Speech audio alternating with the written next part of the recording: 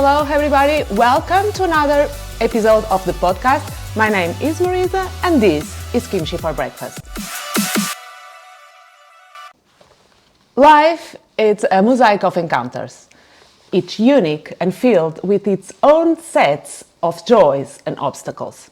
As we navigate through different cultures and lifestyles, we come to realize the complexity and the beauty in diversity and the strength it takes to embrace new beginnings. My guest for today is a spirit young woman from Australia, university student in Korea, who embarked in a life-changing adventure with her family by living in so many countries before they all settled down here in Seoul. Through her story, we gain a deep understanding about the resilience and transformative power of stepping outside our comfort zone. So please grab your favorite cup of tea or coffee, settle in as we embark in this conversation with Laura. Hello. Thank you, Laura. Good morning. Good morning. Thank Nice you to for see you. joining me. Yes, thank you for having me. Laura is super young and super expert in living abroad. Laura, I never asked this to any guest, but it would be interesting to know your age. So I'm 22, not 23 as yet. I'm 22 and I'm from Australia originally, but my parents are Dutch and my entire family lineage is Dutch. So I'm first generation Australian and I've lived in many different places, many different cities. Can you share your journey from Australia until now, Seoul? Yeah. So I was born in Adelaide, which is in South Australia. So if anybody's familiar with the geography of Australia, you've got like the 2 points at the top and the 2 points at the bottom. It's just that little spot in the middle. And then from there I moved to Perth, which is all the way on the side in Western Australia. And then to Brisbane, which is in Queensland, which is all the way on the other side again. And from there my family moved to South Africa, to Pretoria. And then through to Turkey in Ankara. And then back to Brisbane in Queensland, and then we went to South Korea, to Seoul, and I went individually. I went for a year in Singapore during my exchange year, and then now I'm back here, back in Seoul. Impressive. I'm expecting a really bright future for you. Oh. You have a lot of similarities with Elon Musk. I'm reading Elon Musk biography by just curiosity, and I'm finding some similarities in these pathways, both pathways. So I mean, I wouldn't mind following the same career trajectory. how old were you when you first left Australia? Ages of all the times that I left and the years and stuff like that are a bit confusing because it was never like a fixed age. But I would say when I first went to South Africa, I was, 11, 12, I think?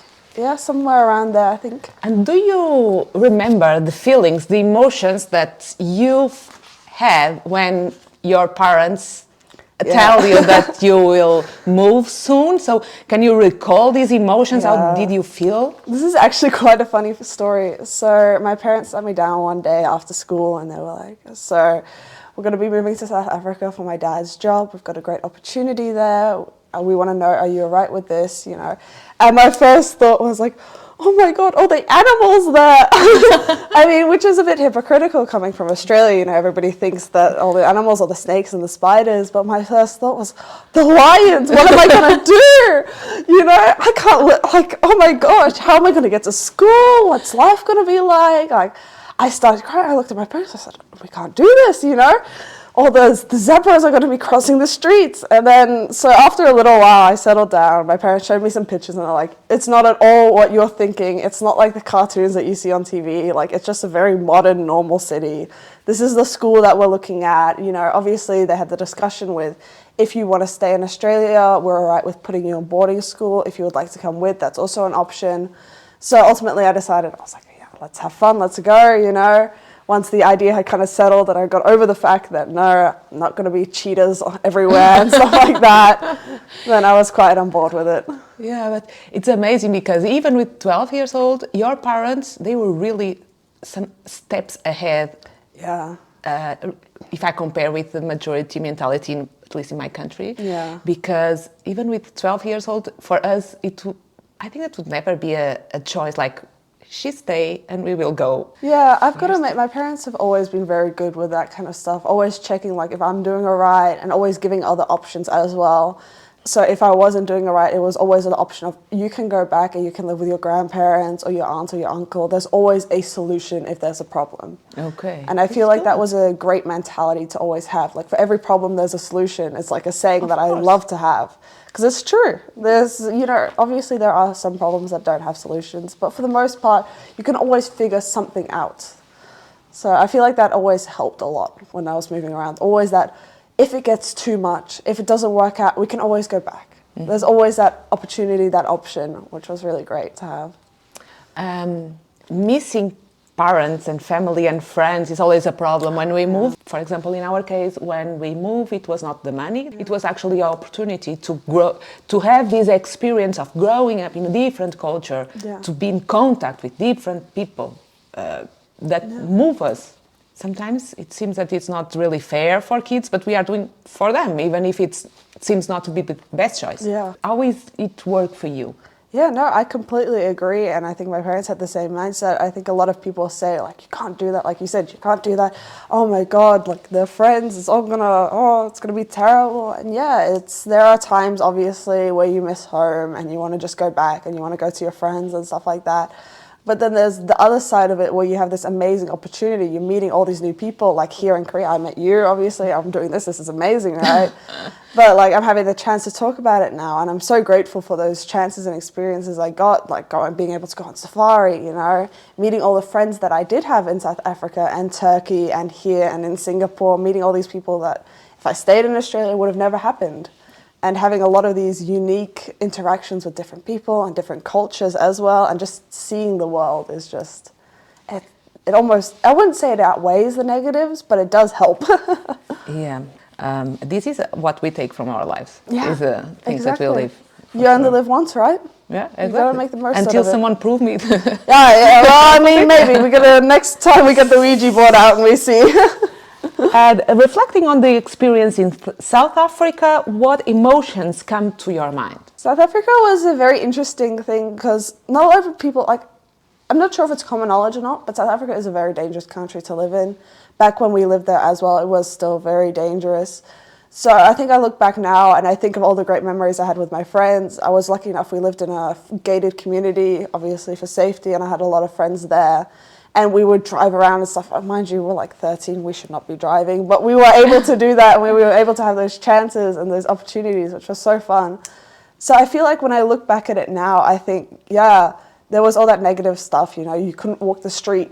I couldn't go to a shopping mall with my friends alone because it would be dangerous, right? We'd always have to have a parent. But on the flip side, it was like, oh, yeah, but also I got to have those chances. I got to go to the places. I was on a golf estate, right? We're driving around with the cars, we're blasting music. Like, it's so much fun to be able to do that kind of stuff as well, and to do stuff that I wouldn't be able to do in Australia. Did you have the chance to meet native South African people? Yeah, so I'd say I went to just a local school in South Africa, just a private school in South Africa. So I was one of very, very few international students. There was another family of Australians that were there as well, and that was pretty much kind of it when it came in terms of foreign students. So it was all South African people. And obviously English is a first language there, so it does make communication easily. And there's the accent stuff that you get used to, but once you get used to it, they're lovely people there. You lived there from your 12? I lived there for about 3 years. So I would say from like 11, I think it was more 11, so like 11 and a half, something like that. Between 11 and 12. Do you have siblings? So like 14. No, I'm an only child. So yeah, my parents are like one and done, we're good. I totally agree also. Transition for Turkey, what aspects surprised you the most there? You know what, when I went to Turkey, I say like 15 or something like that. It's just going to sound really silly because like the internet was thing, but I don't know why, but I never Googled the country. It would make sense, you move somewhere, you Google it, right? But like I never Googled it. So for me, I didn't really realize that it was an Islamic country. And that first morning when they're doing their prayers and stuff, I woke up, what's going on? And I was like, oh, it's the prayers. Oh, right, yeah, of course. It makes so much sense, but I'd never thought of it before. that it was such a shock to like think, like that was, I think, one of the most shocking things for me. But when I was there, like fully immersed in it, it was fantastic. And what do you recommend to like a must-see places in Turkey? I lived in Ankara. So Ankara is the capital city. I wouldn't recommend it. There's a lot to do there. But I would say, like, Turkey was personally my favorite place to live. I always say to everybody who asks, like, where would you want us to live again? Like, Turkey, 100%. But I would say Istanbul, gorgeous city, all the history, the architecture, the people are generally quite friendly. The food is, so good. And then the other one that I would say, like, Cappadocia is great as well. They have a lot of, like, the more cultural stuff. They have the fairy chimneys, I believe they call them. And you can do the hot air balloons and all the caves and stuff like that, which is awesome. And then Kos. So Kos is right next to Greece. You can actually see Greece from across. Yeah. So it's I would say it's almost like Greece, but it's Turkey. Do you maintain any traditions or practice that you used to do there or you learn how to do there in your daily routine? I've got to admit, I feel quite blended. Like, I can't pinpoint, like, I know there's definitely stuff that I've picked up from Korea, like no shoes in the house. It's a big no-no now. Like, I think back to when I lived in Australia and I would wear shoes in the house and I'm just like, oh my God, I can't believe that I used to do that. That's like, oh. It's the same with me. Yeah, like, oh my gosh, all the germs and the dirt, like, no, leave that by the door, right? But I think one of the biggest things that I've kept from Dutch culture is that we only eat like warm meals like once a day usually.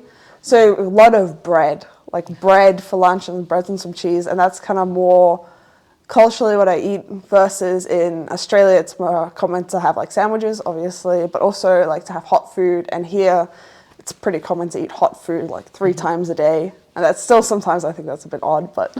in Germany it's also similar than Dutch. They go more for bread and sausage and cheese and Yeah, sometimes I think to myself, I'm like, oh my God, I can't do another day of eating bread. Give me something else for lunch. From an outside perspective, many people see living in Seoul as a dream. I know a lot of people, mainly in your age, that they really want to move to Seoul. Some of them already moved. Yeah. What are your thoughts about that? Seoul is a complicated thing. I came here just before COVID, so in 2019, the tail end of 2019. And then we had COVID, obviously, for what, two years almost. So I didn't have the best start with Korea in that sense, but I always say to people, if you want to move to Korea, you need to take off the K-pop, the K-drama lenses. You're not going to fall over in the bus and have oppa catch you and have romance. It's like, it's not going to happen. It's a great city. I always say to people my age particularly, if you're in university and you have the chance to do exchange, come to Korea for exchange. Do that for a semester or a year.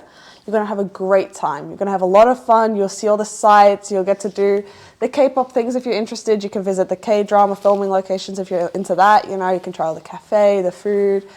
But would I say for living long term, would I recommend it for most people? No, not particularly. It comes with a lot of its own challenges and you've got to be fully prepared for that. Which challenge are you speaking about? Yeah, I think also coming from a Western culture, culturally it's very different here. But don't come here and unless you're going to be an English teacher, don't come here and expect that you're going to get a job. And when you graduate, myself included, I know when I graduate university here at the end of this year, realistically, me getting a job here is very unlikely. It's very unlikely that they hire foreigners in positions that aren't English teaching or restaurant workers or just really low pay casual jobs, right? If you do manage to find a job higher up, fantastic, go for it, great. But don't come here thinking that you're going to walk up to the first company you see, giving your resume and be like, oh, because I studied in America or Australia, they're going to give me a job automatically.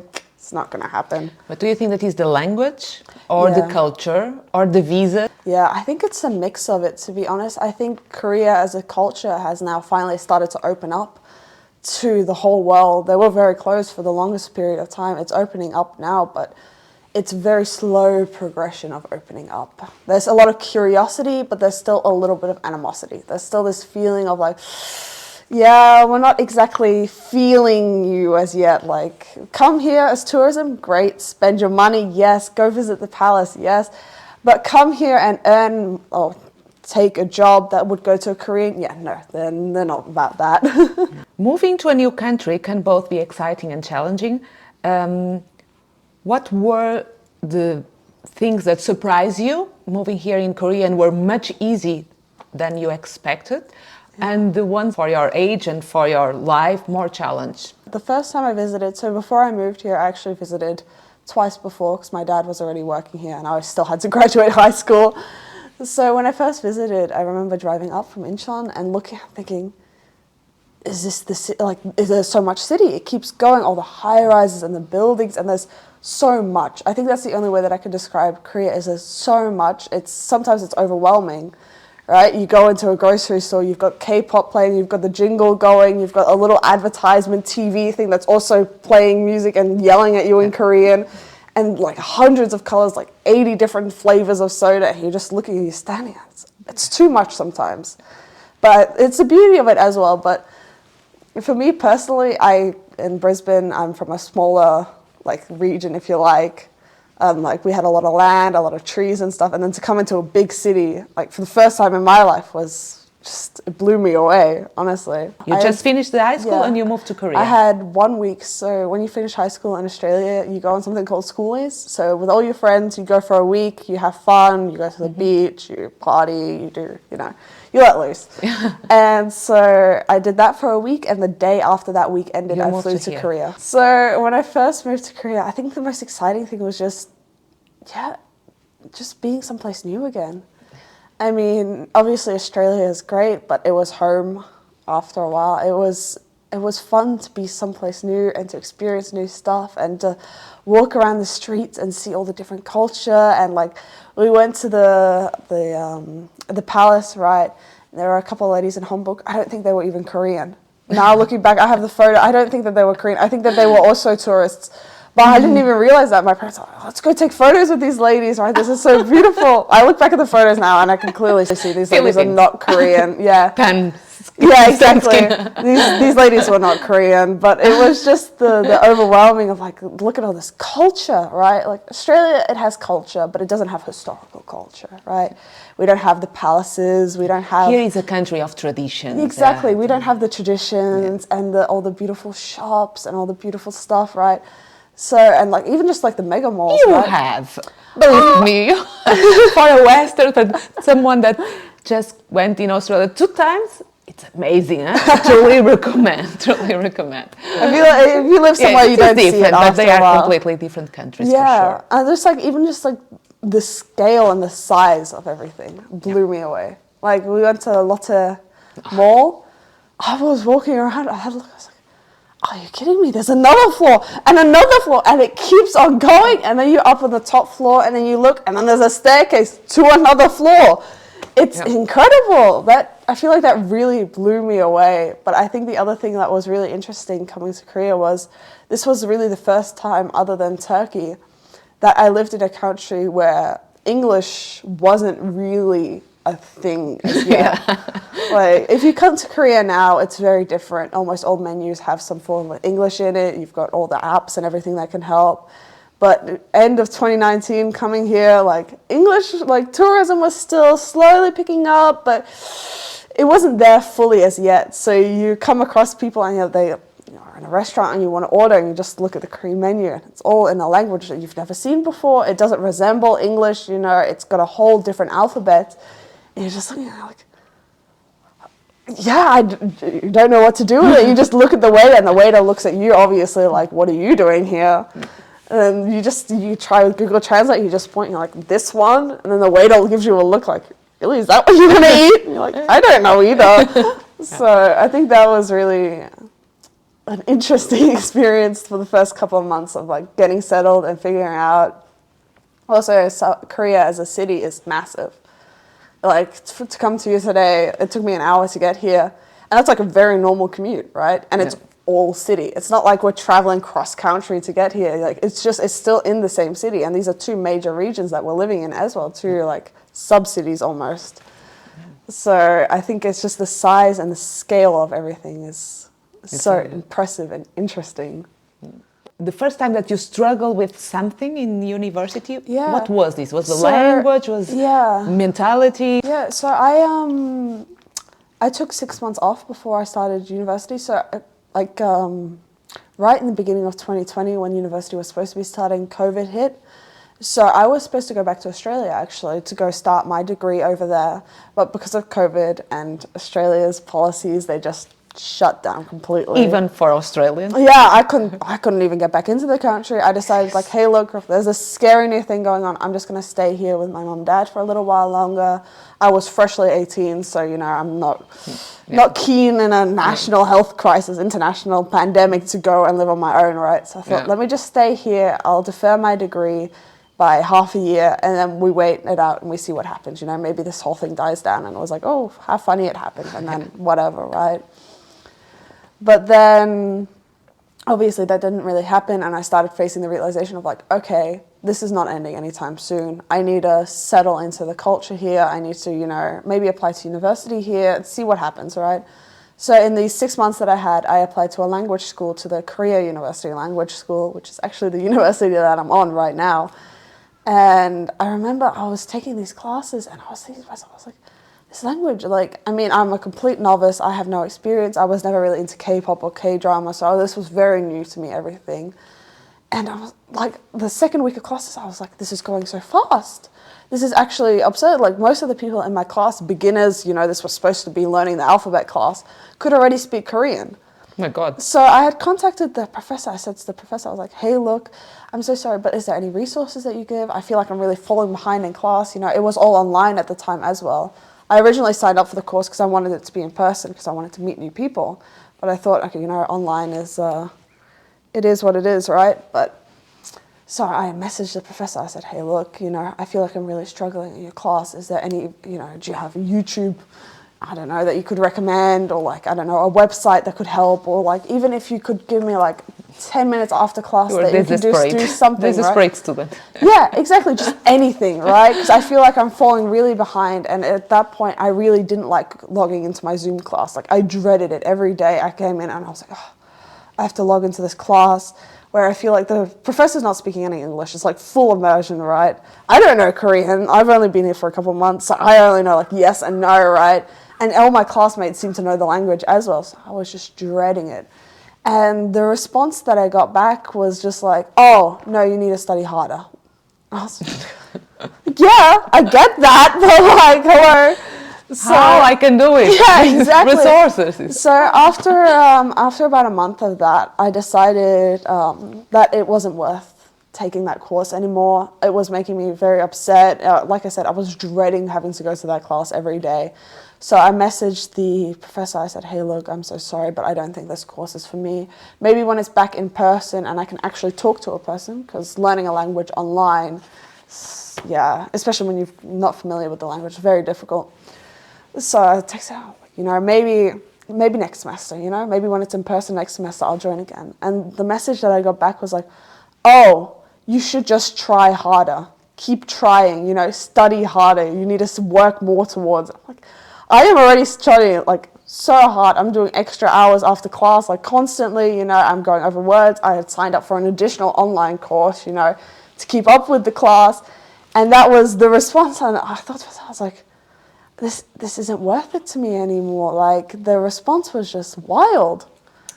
And I think culturally as well, they have this whole culture of like, you know, you keep pushing through it, and just study harder, work harder. And as an Australian, we're a very laid-back culture. Like, I mean, if I would go to a teacher in high school and be like, I don't understand it, the teacher would take a bit of time, you know, to help, or like be like, okay, there's this book that can help, or God knows what.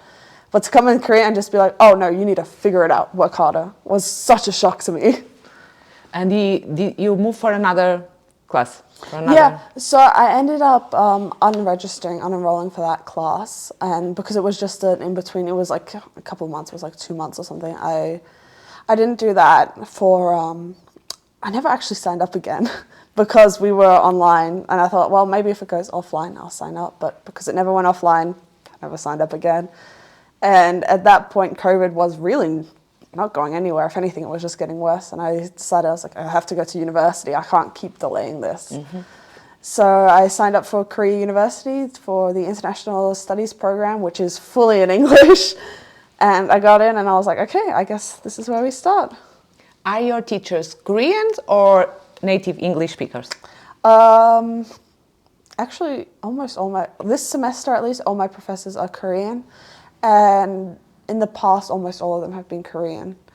Only every once in a while you'll get foreign professors. If you're taking English language courses, then you'll get a foreign professor, but mostly it is Korean professors. Do you know if they already have experience living abroad, like in America, and they return, or they were always here? So luckily enough, at my school, we have a lot of people who are experts in their field. These people are very, very knowledgeable, and we have a lot of people like, I don't know what it is about KU that they seem to hire, but like if they have a degree from an American university, it's the best thing, you know, it's the best thing since sliced bread for them. So a lot of my professors do have experience and have gotten degrees overseas, primarily in America.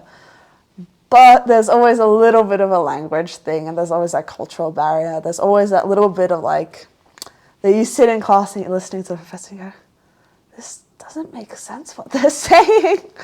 But like I said, they're all, that's kind of like the flip side of it. They're all very much experts in their field. Like, but sometimes I feel like they're not sure how to communicate those ideas that they have and that expertise and knowledge that they have.